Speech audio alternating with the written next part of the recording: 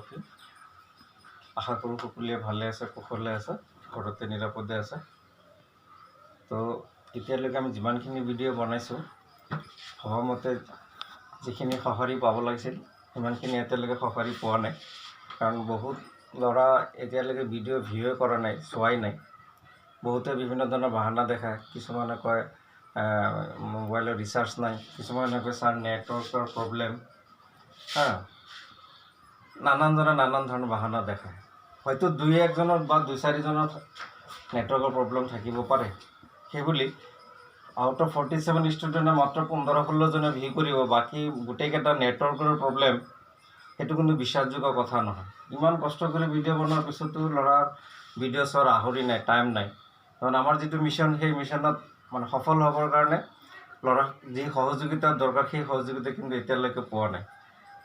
কাৰণ অকল মই বুলি নহয়, মই মিজানুৰ ছাৰৰ লগতো কথা পাতিছোঁ, সাজিদৰ লগতো কথা পাতিছোঁ, তাৰ্জিনৰ লগতো কথা পাতিছোঁ। চবৰে একেই কমপ্লেইন যে ল'ৰা এক্টিভ নহয়। বহুত ল'ৰা বিভিন্ন ধৰণৰ বাহানা দেখায়, ভিডিঅ' চোৱাৰ টাইম নহয় সিহঁতৰ, ডেইলি আপডেট কামখিনি নকৰে, কেতিয়াবা ক্লাছত প্ৰেজেণ্ট থকাও বুলি তেওঁলোকে নেদেখুৱায়, নানান সমস্যা। যি নহওক, গোটেই সমস্যাৰ মাজতে আজি আমি আকৌ পৰৱৰ্তী ভিডিঅ' ক্লাছ আৰম্ভ কৰিবলৈ লৈছোঁ। আজি আমি আলোচনা কৰিম একাউণ্টিং ফৰ পাৰ্টনাৰশ্বিপ ফাৰ্মৰ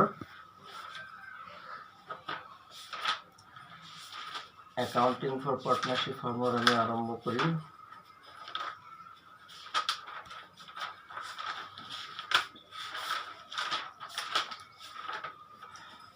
partners loan account, accounting for পাৰ্টনাৰশ্বিপৰ পাৰ্টনাৰ্ছ লোন একাউণ্ট আমি আজি আৰম্ভ কৰিম।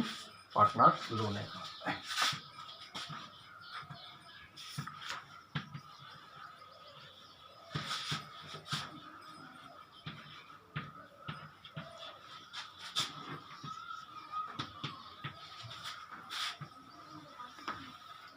অংশীদাৰৰ ঋণ হিচাপ, অৰ্থাৎ when a partner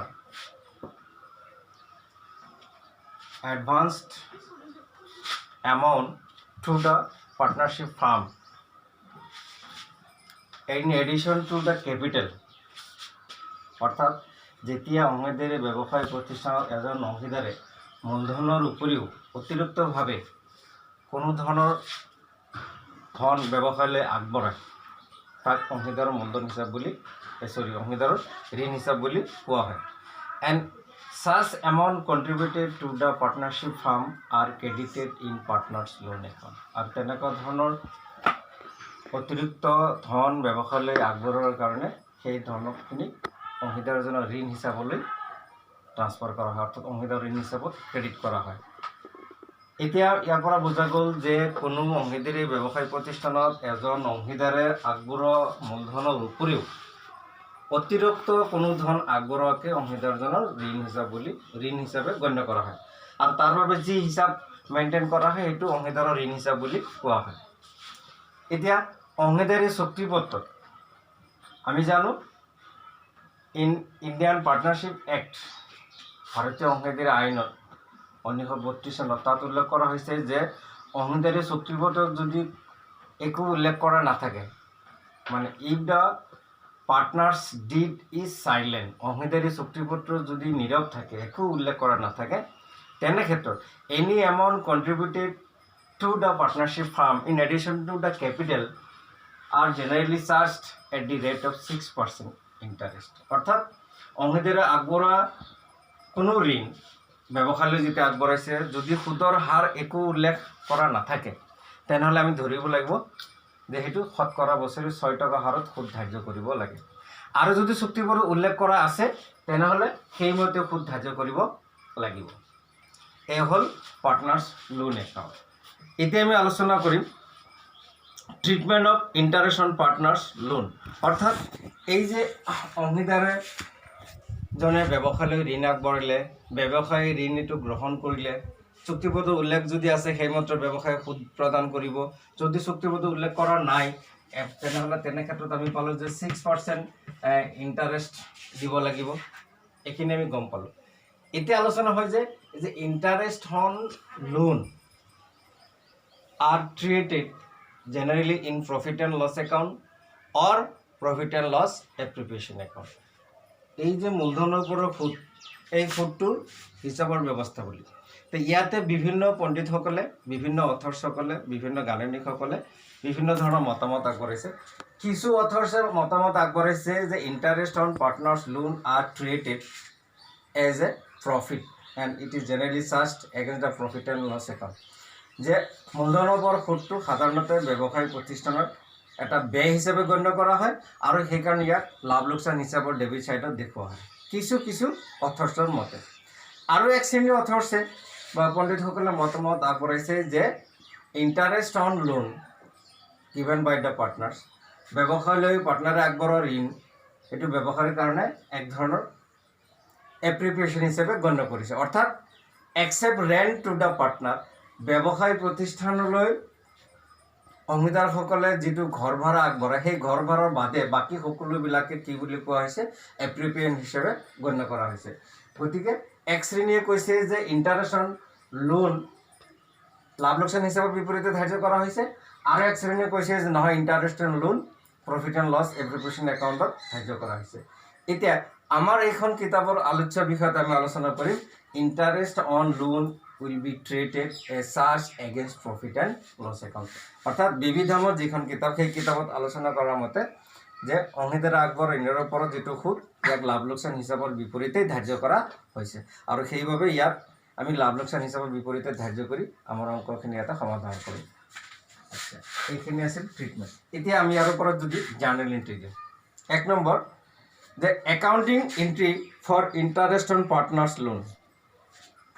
প্ৰথম এণ্ট্ৰিটো যদি দিওঁ, যদি সেই ইণ্টাৰেষ্ট অন লোন নগদ টকাত পৰিশোধ কৰে, অংশীদাৰী প্ৰতিষ্ঠানটোৱে interest on loan any loan given by the partner to the firm and interest charged by the partner and interest is given by the firm to the partner. অৰ্থাৎ ইয়াৰ অৰ্থ হৈছে যে কোনো ধৰণৰ সুদ যদি প্ৰদান কৰিছে আৰু সেই সুদ নগদ টকাত পৰিশোধ হৈছে, ফাৰ্মে সেই সুদটো নগদ টকাত পৰিশোধ কৰিছে, তেনেহ'লে হ'ব interest on loan account debit to cash or bank account.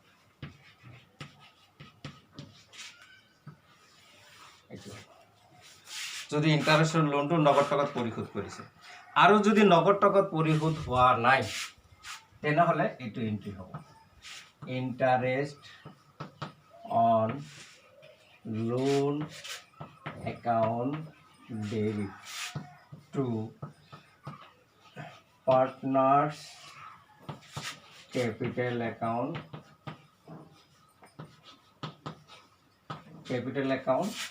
Or current account.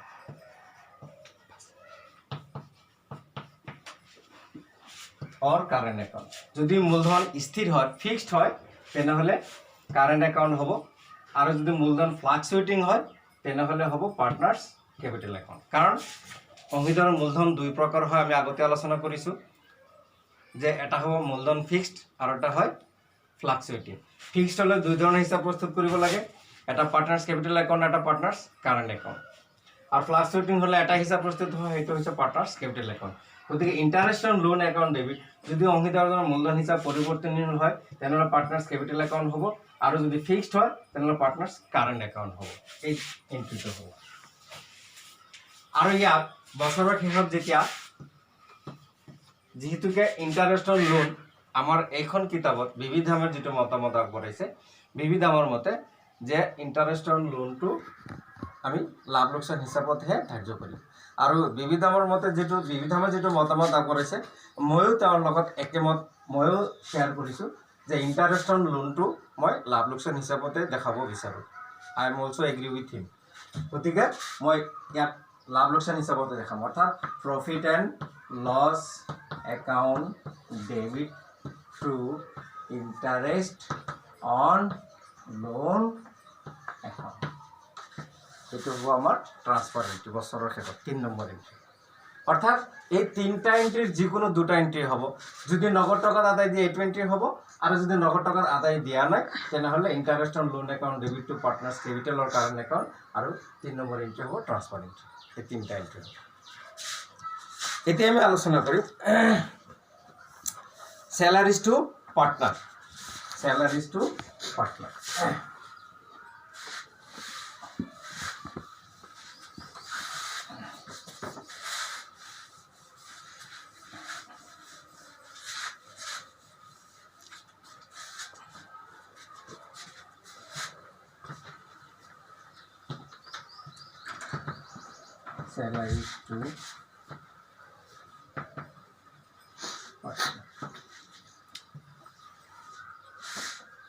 অৰ্থাৎ ভাৰতীয় অংশীদাৰি আইন ইন্ডিয়ান পাৰ্টনাৰশিপ অ্যাক্ট 1932 তাত উল্লেখ কৰিছে যে অংশীদাৰী চুক্তিপত্ৰত যদি উল্লেখ কৰা থাকে যে কোনো অংশীদাৰে ব্যৱসায়িক প্ৰতিষ্ঠানলৈ আগবঢ়োৱা সেৱাৰ বাবদ দৰমহা দিয়া হ'ব তেনেহ'লে সেই প্ৰতিষ্ঠানৰ অংশীদাৰসকলে তেওঁলোকে আগবঢ়োৱা শ্ৰমৰ বাবদ তেওঁলোকে আগবঢ়োৱা সেৱাৰ বাবদ দৰমহা দাবী কৰিব পাৰে যদি চুক্তিপত্ৰত উল্লেখ কৰা থাকে আৰু যদি চুক্তিপত্ৰত উল্লেখ কৰা নাথাকে সেইকাৰণে ভাৰতীয় অংশীদাৰী আইনে কৈ আছে যে চুক্তিপত্ৰত উল্লেখ কৰা নাথাকিলে কোনো অংশীদাৰ ব্যৱসায়লৈ শ্ৰম বা সহায় আগবঢ়ালেও তাৰ অংশীদাৰজনে দৰমহা দাবী কৰিব নোৱাৰে অৰ্থাৎ ইয়াৰ পৰা আমাৰ এইটো কথা স্পষ্ট যে in the absence of partnership deed any partner can not claim salary for providing his service to the business তেওঁ আগবঢ়োৱা সেৱাৰ বাবদ ব্যৱসায়ৰ পৰা কোনো ধৰণৰ দৰমহা দাবী কৰিব নোৱাৰে চুক্তিপত্ৰত উল্লেখ কৰা থাকিলেহে দৰমহা দাবী কৰিব পাৰিব এতিয়া আমি ধৰি লৈছোঁ যে চুক্তিপত্ৰত উল্লেখ কৰা আছে দৰমহা পাব সেই দৰমহা যদি নগদ টকাত আদায় দিয়ে তেনেহ'লে হ'ব পাৰ্টনাৰ salary account debit নগদ টকা দিছে থ্ৰু কেশ অৰ বেংক একাউণ্ট সেইটো যদি নগদ টকাত আদায় দিয়ে সেইটো বুলি কোৱা হৈছে আচ্ছা 2 নম্বৰ এন্ট্ৰি হ'ব যদি নগদ টকা নিদিয়ে তেতিয়া partners salary account debit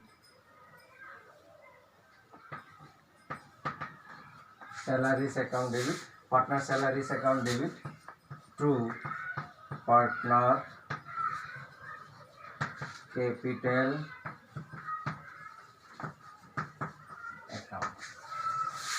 capital account হ'ব পাৰে নাইবা এইটো হ'ব পাৰে partners current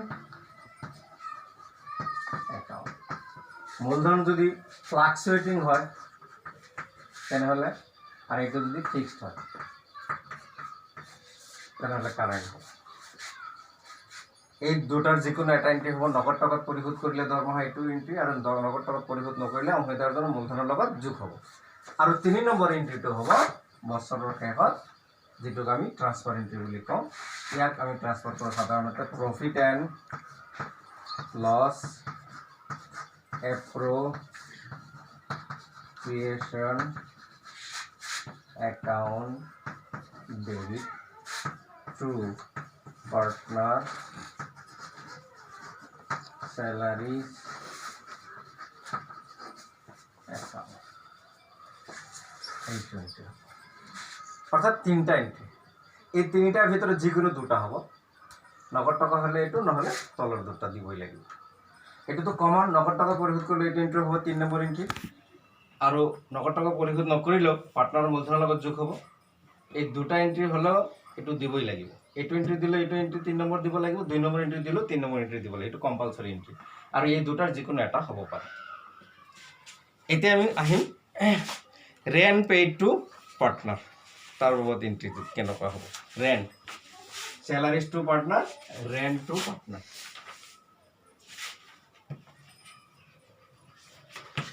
rent to partner. অৰ্থাৎ কেতিয়াবা অংশীদাৰী ব্যৱসায়িক প্ৰতিষ্ঠানে নিজৰ ব্যৱসায়ৰ কাৰোবাৰটো চলাই নিবৰ কাৰণে কোনো এজন অংশীদাৰৰ মাটি বা ঘৰ বা বিল্ডিং ভাড়াত ল'ব পাৰে। যিহেতুকে ব্যৱসায় প্ৰতিষ্ঠান চলাই নিবৰ কাৰণে কাৰোবাৰ নহয় কাৰোবাৰ ঘৰ বা মাটি ভাড়া ল'বই লাগিব। তেনে ক্ষেত্ৰত যদি সেই অংশীদাৰসকলৰ মাজৰে কোনোবা এজনৰ মাটি টাউনত আছে বা সেই ব্যৱসায় প্ৰতিষ্ঠান য'ত স্থাপন কৰিব বিচাৰিছে তাতে আছে বা ৰেডিমেড ঘৰে আছে, গতিকে ব্যৱসায় প্ৰতিষ্ঠানটো সেই ঘৰত যেতিয়া আৰম্ভ কৰিব তাৰ কাৰণে অংশীদাৰৰ মাজত কি হ'ব, চুক্তি হ'ব। সেই চুক্তি মৰ্মে যি ঘৰৰ বাবদ ভাড়া আদায় দিয়া হ'ব সেইটো হৈছে ৰেণ্ট টু পাৰ্টনাৰ। এতিয়া সেই ৰেণ্ট নগদ টকা দিব পাৰে। নগদ টকা দিলে কি হ'ব, partners rent account, partners rent account debit to কেছৰ বেংক একাউণ্ট। যদি নগদ টকা দিব নোৱাৰে, পাৰ্টনাৰ্ছ ৰেণ্ট একাউণ্ট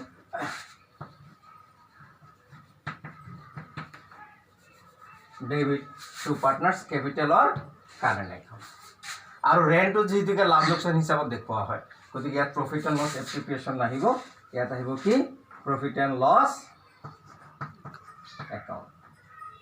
একাউণ্ট ইয়াত আছে, profit and loss account debit to partners, salary ঠাইত কি আহিব, ৰেণ্ট আহিব। এইটো হ'ল পাৰ্টনাৰ্ছ ৰেণ্ট একাউণ্ট। এইকেইটা আছিল আমাৰ interest on loan, partner salary আৰু পাৰ্টনাৰ্ছ ৰেণ্ট। এতিয়া আমি নেক্সট আলোচনা কৰিম commission to partners. Commission commission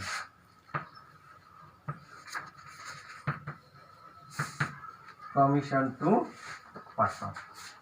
এতিয়া অংশীদাৰে কমিশ্যনো পায়। কেনেকুৱা ধৰণৰ কমিশ্যন পায়,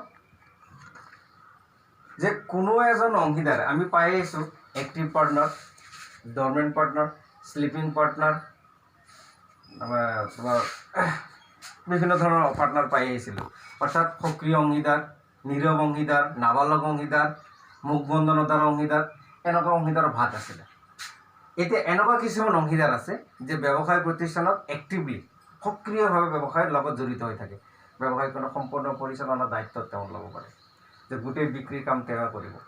এতিয়া তেনে ক্ষেত্ৰত যদি চুক্তিপত্ৰত উল্লেখ কৰা থাকে যে সেই অংশীদাৰজনে মুঠ বিক্ৰীৰ শতকৰা 2 টকা হাৰত তেওঁক কমিশ্যন দিয়া হ'ব, বানচ দিয়া হ'ব। কমিশ্যন মানে দস্তুৰি। এতিয়া দস্তুৰি দিয়া হ'ব।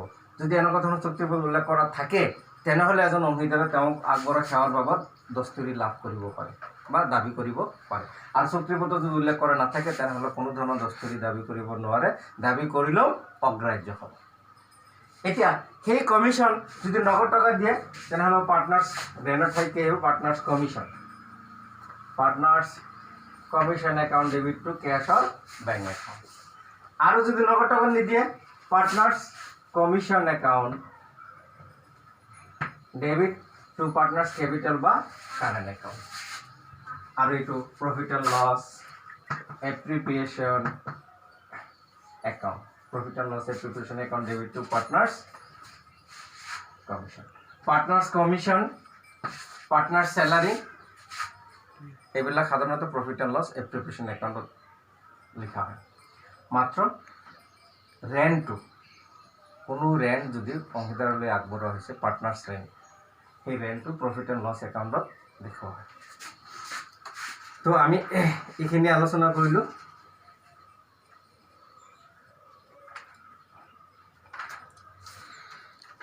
কমিশ্যন এতিয়া আলোচনা কৰিম। সেই কমিশ্যন 2 ধৰণৰ হ'ব পাৰে। কমিশ্যন টু পাৰ্টনাৰ্ছ 2 ধৰণে চাৰ্জ কৰিব পাৰি। এটা হৈছে আফটাৰ চাৰ্জিং,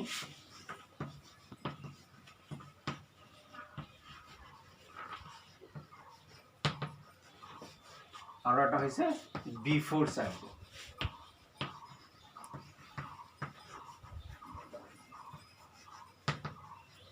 আফটাৰ চাৰ্জিং আৰু বিফোৰ চাৰ্জিং। অৰ্থাৎ কোনো এজন অংশীদাৰক যেতিয়া কমিশ্যন দিয়া হয় সেই কমিশ্যন 2 ধৰণৰ বৰ্ণনা কৰিব পাৰি, 2 ধৰণৰ আমি ধাৰ্য কৰিব পাৰোঁ। এটা হৈছে যে অন্য কাবাক দিয়াৰ পিছত, আৰু এটা হৈছে অন্য কাবাক দিয়াৰ আগত। অৰ্থাৎ ধৰা হ'ল যে এটা ব্যৱসায়িক প্ৰতিষ্ঠানত বিক্ৰী হৈছে ছাপ'জ 12,000 টকা। ইয়াৰ ওপৰত অংশীদাৰজনে কমিশ্যন পাব। যদি আফটাৰ চাৰ্জিং হয় লিখা আছে 34 লিখা আছে যে কমিশ্যন পাব তেওঁ 2%। কিমান পাৰ্চেণ্ট পাব? বিক্ৰীৰ ওপৰত 2% আফটাৰ চাৰ্জিং। তেনেহ'লে এইটো হ'ব 2/100 প্লাছ 100 টকা 2 টকা 100 টকা 2 টকা। আফটাৰ চাৰ্জিং হ'লে কি হ'ব? সি 100 লগত আৰু 2 যোগ হ'ব। অৰ্থাৎ এইটো যদি নেট প্ৰফিট হয় বা চেলছ হয় তাৰ লগত পূৰণ ৰেট বাই 100 প্লাছ ৰেট। আৰু বিফৰ চাৰ্জিং যদি হয় 12,000 ইনটু ৰেট সাপোজ 200 ইয়াৰ লগত আকৌ ৰেটটো যোগ নহয়। তো এইটো হ'ল বিফৰ চাৰ্জিং, এইটো হ'ল আফটাৰ চাৰ্জিং। অৰ্থাৎ কমিশ্যনো আমি দুই ধৰণে গণনা কৰিব পাৰোঁ, after charging and before charging. আচ্ছা,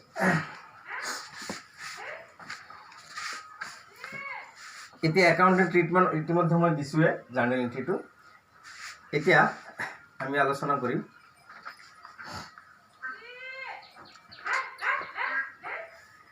এটা ইলাষ্ট্ৰেশ্যন 22 বিবিধামৰ ইলাষ্ট্ৰেশ্যন 22। তোমালোকে ভিডিঅ' চোৱাৰ সময়ত যদি বিবিধাম আছে লগত চাবা যে illustration 22 Arun and Tarun entered into partnership on 1st April 2016, contributing rupees 2,50,000 and 1 lakh respectively. Torun also introduced rupees 50,000 as additional capital on 1st July 2016. They agreed to share profit and losses in the ratio of 3:2. Following information is provided regarding the partnership. Arun and Torun each are allowed a salary of rupees 3,000 per quarter. Interest is to be allowed on capital at the rate of 8% per annum and charged on drawings at 10% per annum. Drawings of Arun and Torun during the year were 6,000 and 5,000 respectively. Profit as 31st March 2017. Before the above mentioned judgment, prepare necessary journal entries relating to preparation of profit and loss, appropriation account, partners capital account. অৰ্থাৎ আমি এই অংকটো যদি লওঁ এইটো অলপ দীঘলীয়া process হয়, যিটো আমাৰ কাৰণে মানে একচুৱেলি ভিডিঅ' ক্লাছত এনেকুৱা এটা অংক যদি কৰিবলৈ যাওঁ কমচে কম এইটো অংক কৰিবলৈ যাওঁতে journal entry, profit and loss, এপ্ৰিপিয়েশ্যনৰ যিমানখিনি সময় প্ৰয়োজন হ'ব সেইখিনি আমি ভিডিঅ'টো কমপ্লিট কৰিব নোৱাৰিম, কাৰণ এইবিলাক অলপ দীঘলীয়া প্ৰচেছ। গতিকে সেই দীঘলীয়া প্ৰচেছ হোৱাৰ কাৰণে এইটো সম্ভৱ নহ'ব। যেতিয়া আমাৰ নৰ্মেল ক্লাছ হ'ব তেনেকুৱা ধৰণৰ ইলাষ্ট্ৰেশ্যনবিলাক আমি নৰ্মেল ক্লাছত কৰিব লাগিব। আমি ইয়াৰ পৰা সৰু চাই আমি দুই এটা আলোচনা কৰিম। যেনে ইলাষ্ট্ৰেশ্যন আমি যদি লওঁ 23, একদম সৰু ইলাষ্ট্ৰেশ্যন আৰু তোমালোকৰ কাৰণে বুজাটো সুবিধা হ'ব। ইয়াতে দিয়া আছে যে পায়েল এণ্ড তুলসী আৰু পাৰ্টনাৰ্ছ ইন দ্য ফাৰ্ম। দুজন অংশীদাৰ আছে, পায়েল এণ্ড তুলসী।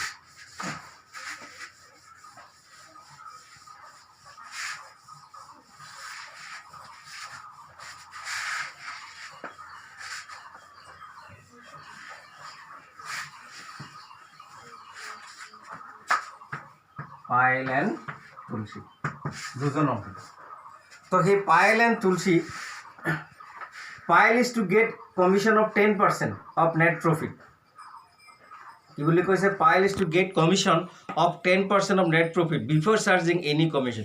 পায়েলে কমিশ্যন পাব, মুঠ লাভ নেট প্ৰফিট যিমান হৈছে, প্ৰফিটৰ লাভ যিমান হৈছে তাৰ ওপৰত কমিশ্যন পাব, 10% কমিশ্যন পাব, বাট বিফৰ চাৰ্জিং এনি কমিশ্যন। অৰ্থাৎ বেলেগ কাৰোবাক কমিশ্যন দিয়াৰ আগতে পায়েলে পাব, সেইটো ইজ বিফৰ চাৰ্জিং। আকৌ কৈছে Tulsi is to get a commission of 10% of net profit after charging all commission. তুলসীও পাব 10%, কিন্তু অন্য কাৰোবাক দিয়াৰ পিছত, সেইটো হ'ল আফটাৰ চাৰ্জিং।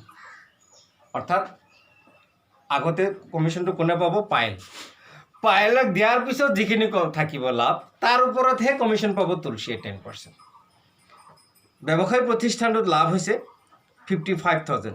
এতিয়া আমাক কৈছে ascertain the commission of Payal and Tulsi, অৰ্থাৎ পায়েল আৰু তুলসীয়ে কিমান কমিশ্যন পাব নিৰ্ণয় কৰা। এতিয়া আমি যদি নিৰ্ণয় কৰোঁ পায়েলে কিমান পাব বুলি কৈছে? 10%। 10% বুলি কৈছে, 10%। তো 10% মানে 100 টকাত 10 টকা। ব্যৱসায় প্ৰতিষ্ঠানটো মুঠ প্ৰকৃত লাভ হৈছে 55,000, ইয়াৰ 10%। তেনেহ'লে কমিশ্যন কিমান হ'ব? 5,000 500 টাকা 5500 it is a commission to Payal আকৌ commission to তুলসীৰ কমিশন পাব 10% পাব কিন্তু কন্ডিশন হল তুলসীয়ে পাব পায়েলক দিয়াৰ পিছত after charging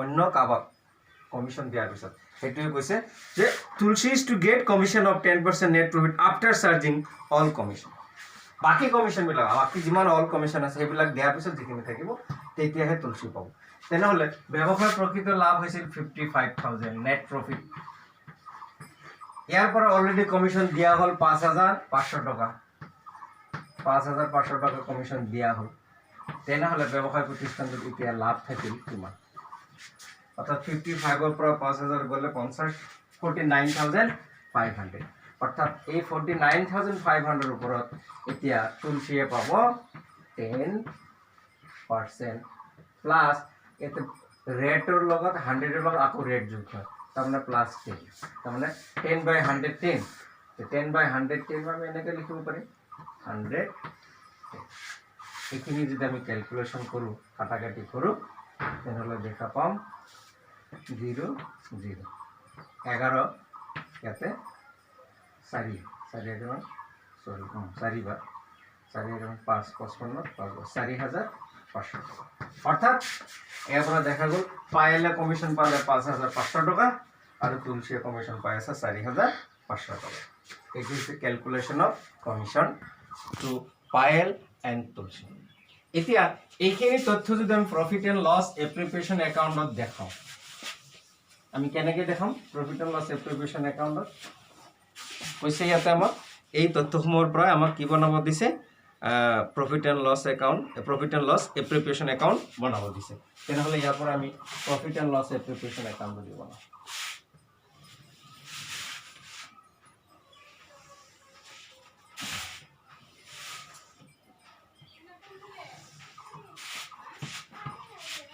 profit and loss application account debit side credit side এতিয়া particular rupees particular rupees to buy এতিয়া আমি গম পাইছো ইতিমধ্যে ব্যৱসায় প্ৰতিষ্ঠানত কিমান টকা লাভ হৈছে বুলি গম পালো আমি প্ৰফিট এণ্ড লছ একাউণ্ট অৰ্থাৎ নেট প্ৰফিট হৈছে আমাৰ 55000 ইয়াৰ ওপৰত যিখিনি লাভ অৰ্জন কৰিছে সেই লাভখিনি বিতৰণ কৰাৰ আগতে অংশীদাৰসকলক আদায় দিব লগা আছে কি দিব লগা আছে কমিশন স্যালাৰি টেলাৰি একো নাই মাত্ৰ কমিশন গতিকে টু কমিশন এজন আছিল পায়েল তো পায়েলৰ কমিশন কিমান অলৰেডি আমি ক্যালকুলেশন কৰিছে 5500 টাকা আৰু এজন আছিল তুলসী তুলসী আমি ক্যালকুলেশন কৰিছো অলৰেডি 4500 টাকা আৰু 55000 এৰ ভিতৰত 55000 এৰ ভিতৰত লাভ বিতৰণ কৰাৰ আগতে এইখিনি খৰচ আমি যদি বাদ দিওঁ 55000 এৰ পৰা 5 এর 9 তো 10000 বাদ দিলে 45000 অর্থাৎ এই 45000 তেওঁলোকে ভগাই ল'ব কিবা রেশিও দিছিল না পায়েল তুলসীৰ কোনো ৰেশিও দিয়া নাই ৰেশিও দিয়া যদি না থাকে অৰ্থাৎ কিয়নো কিমান লাভৰ অংশ পাব the profit sharing ratio if not given in the question paper not mentioned in the partnership deed চুক্তিপত্ৰ যদি উল্লেখ কৰা নাথাকে কোনে কি লাভ পাব অংশীদাৰসকলে ভগাই লোৱা লাভৰ হাৰ সম্পদ উল্লেখ নাথাকিলে সমানে সমানে ভগাই ল'ব লাগে তেনেহ'লে ইয়াতে ভগাই ল'ব সমানে টু পাৰ্টনাৰ্ছ কেপিটেল একাউণ্ট তো পাৰ্টনাৰ্ছ কোন পায়েল আৰু কোন তুলসী তো 45000 কিমানে পাব 22500 টাকা 22500 টাকা this is the preparation of profit and loss application account এইদৰে লাভ লোকসান উপযোজন হিসাব বা লাভ লোকসান বিতৰণ হিসাব প্ৰস্তুত কৰা হয় এনেদৰে বিতৰণ কৰা হয়। এতিয়া গতিকে যিহেতুকে আমাৰ সময় খুব কম, কাৰণ ভিডিঅ'ত আমি ইমান স্পেচ দি মানে ইমান ডাঙৰকৈ ভিডিঅ' বনালেও মানে আপলোড কৰা, ইয়াক প্ৰিপেয়াৰ কৰা, চেণ্ড কৰা, আকৌ তোমালোকে চোৱা, বহুত এটা সমস্যাৰ কথা আহি যায়। সেইকাৰণে বেছিকৈ প্ৰস্তুত কৰিব নোৱাৰোঁ। আজিলৈকে আমি এইখিনিতে সমাপ্ত কৰি আছোঁ। যে তোমালোকে ঘৰত এই বিবিধ ধৰণৰ ইলাষ্ট্ৰেশ্যন মই যদিও 23 আলোচনা কৰিলোঁ, 24, 25, 26 এনেকুৱা বহুত কেইটামান ইলাষ্ট্ৰেশ্যন আছে, চাবা। মই নেক্সট ক্লাছত হয়তো ইয়াৰ ওপৰত আৰু এটামান আলোচনা কৰিব পাৰিম। তাৰপিছত আমি ইয়াৰ পিছতে আলোচনা কৰিম। মই তোমালোকৰ ইয়াৰ আৰু এটা ইলাষ্ট্ৰেশ্যন আলোচনা কৰাৰ পিছত মই যাম treatment of interest in capital when there is insufficient of profit। লাভৰ পৰিমাণ যদি কম থাকে তেতিয়া কেনেকুৱা হ'ব এই সম্পৰ্কে আলোচনা কৰিম। তো আজিলৈকে আমি এইখিনিতে সমাপ্ত কৰিলোঁ। আশা কৰোঁ তোমালোকে ভিডিঅ'খন ভালকৈ চাবা, মন প্ৰতি শুনিবা, কিবা বুজি নাপালে আকৌ মোৰ লগত যোগাযোগ কৰিব বুলি আশা ৰাখি আজি এইখিনিতে সমাপ্ত কৰিলোঁ। জয় হিন্দ।